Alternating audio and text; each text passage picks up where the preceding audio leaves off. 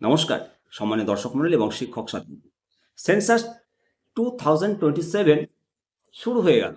1 April থেকে এনুমেটাররা বাড়ি বাড়ি যাবেন এবং 33টি প্রশ্ন আপনাদেরকে জিজ্ঞেস করবে। 33টি প্রশ্নের উত্তর আপনাদেরকে দিতে হবে, সেটা ফর্মে লিপিবদ্ধ হবে। তো বিস্তারিত আলোচনা করব এই সেন্সাস 2027-এ কি করতে হবে। সমস্ত ইন সার্ভিস প্রাথমিক শিক্ষকদের এই দায়িত্বটা পালন করতে হবে। 2027 সালের জনগণনা বা আদমশুমারি জোর কদমে প্রস্তুতি শুরু হয়েছে এবং কেন্দ্র সরকার এই মর্মে বিজ্ঞপ্তি জারি করেছে। 1948 সালের সেন্সাস অ্যাক্ট মেনেই ভারত সরকার রেজিস্ট্রার জেনারেলের কার্যালয় থেকে এবং স্বরাষ্ট্র মন্ত্রক সম্প্রতি এই গুরুত্বপূর্ণ নির্দেশিকা জারি করেছে। দেখুন সেই নির্দেশিকা। এই নির্দেশিকা অনুযায়ী জনগণনার ফার্স্ট ফেজ খুব শীঘ্রই শুরু হতে চলেছে, সেটা 1 এপ্রিল থেকে। এবারে জনগণনায় নাগরিকদের ঠিক কি কি প্রশ্নের মুখোমুখি হতে হবে এবং কিভাবে সেই তথ্য সংগ্রহ করবে এনুমেটাররা, সেই নিয়ে কৌতূহল তো রয়েছে। আর সেই কৌতূহল মিটিয়ে দেওয়ার জন্য বিজ্ঞপ্তি প্রকাশ হয়েছে। 2027 সালের জনগণনার যে সময়সূচি এবং পদ্ধতি এবং 33টি প্রশ্নের তালিকা, সেটা আপনাদের কাছে জানতে চাওয়া হবে। দেখুন সেই তালিকা মূলত সরকারি বিজ্ঞপ্তি অনুসারে 1 এপ্রিল থেকে কাজ শুরু হবে এবং সেটা সেপ্টেম্বর মাসের মধ্যে এই লক্ষ্যমাত্রা রাখা হয়েছে। সমগ্র সেন্সাস প্রক্রিয়াটা দুটি পর্যায়ে ভাগ রয়েছে, দুটো পর্যায়ে বিভক্ত, প্রথম পর্যায় এবং দ্বিতীয় পর্যায়। প্রথম পর্যায়ে মূলত হাউস লিস্টিং, বাড়ি সংক্রান্ত তথ্য, হাউসিং সেন্সাস বা একজন গৃহস্থের গৃহস্থালির সুযোগ সুবিধা সংক্রান্ত তথ্য সংগ্রহ করা হবে। আর দ্বিতীয় পর্যায়, এই পর্যায়ের মূল ধাপ, সেটা হবে জনগণনা। এবারের জনগণনায় প্রযুক্তির ব্যবহার করা হবে, ডিজিটাল জনগণনা হবে। সরকারি আধিকারিক বা গণনাকারী বাড়ি গিয়ে তথ্য সংগ্রহ করবেন এবং নাগরিকদের সুবিধার্থে সেলফ ইনফরমেশন, নিজে থেকে তথ্য জমা দেওয়ারও ব্যবস্থা করা হয়েছে। এই প্রক্রিয়াতে একজন নাগরিক অনলাইনে নিজের তথ্য আপডেট করার জন্য 15 দিন সময় পাবে। একজন নাগরিককে 15 দিন সময় দেওয়া হবে। অনলাইনে আপনি গিয়ে আপনার তথ্য আপলোড করে দিতে পারেন। তো যে 33টি প্রশ্ন রয়েছে, কি কি জানতে চাইবেন একজন আধিকারিক? 2011 সালের জনগণনায় যেখানে নাগরিকদের জন্য 29টি প্রশ্ন রাখা হয়েছিল, এবারে সেটা বেড়েছে, 33টি হয়েছে। অ্যাকচুয়ালি সময়ের সঙ্গে তাল মিলিয়ে মানুষের জীবনযাত্রায়, খাদ্যাভ্যাসে পরিবর্তন এসছে।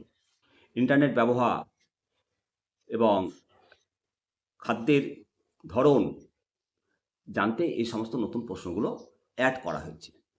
প্রথম ফেজে বাড়ি এবং পরিবারের অবস্থা বুঝতে যে প্রশ্নগুলো করা হবে, তার মধ্যে বাড়ি এবং তার গঠন সংক্রান্ত, বিল্ডিং নাম্বার, আপনার বাড়ির যে নাম্বার, সেন্সাস হাউস নাম্বার, বাড়ির দেওয়াল, ছাদ, বাড়ির মেঝে কাঁচা না পাকা না টিন না অ্যাসবেস্টাস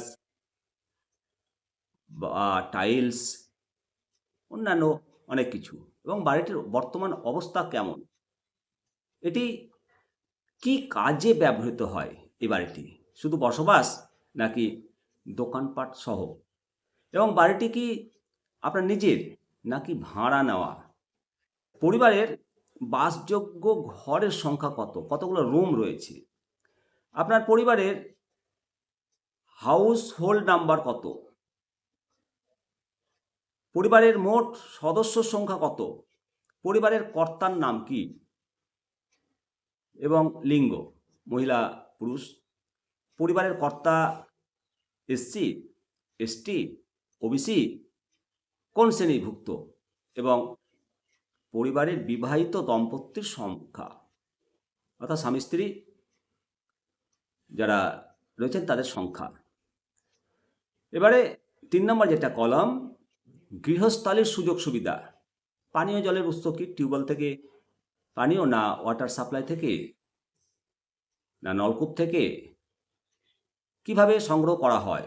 বাড়িতে বিদ্যুৎ আছে কিনা, সংযোগ আছে কিনা, শৌচাগার আছে কিনা, থাকলে কি ধরনের, নোংরা জল নিকাশির ব্যবস্থা আছে কিনা, স্নানের জন্য পৃথক ঘর আছে কিনা, রান্নাঘরে গ্যাস সংযোগ আছে কিনা, রান্নার জন্য কাঠ ব্যবহার করা হয় নাকি কয়লা নাকি গ্যাস, ব্যক্তিগত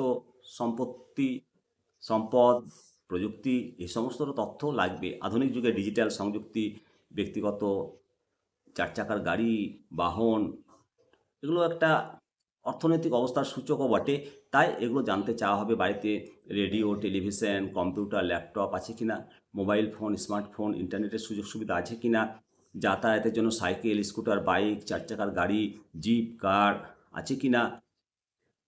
তারপরে 5 নম্বর যেটা পয়েন্ট, খাদ্যাভ্যাস এবং যোগাযোগ। পরিবারের সদস্যরা কী ধরনের খাবার খান, এটা একটা নতুন সংযোগ করা হয়েছে।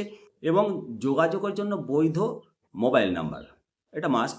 এবং নাগরিকদের এ ব্যাপারে করণীয়টা কী? অ্যাকচুয়ালি জনগণনা তো দেশের উন্নয়নের রূপরেখার জন্য তৈরি একটা অত্যন্ত জরুরি পদক্ষেপ। সরকারের কাছে সঠিক তথ্য থাকলে তবেই সরকার জনকল্যাণমুখী প্রকল্পগুলো তারা মানুষের কল্যাণের জন্য তৈরি করেন এবং সঠিকভাবে মানুষের কাছে পৌঁছে দেওয়া সম্ভব হয় তখনই।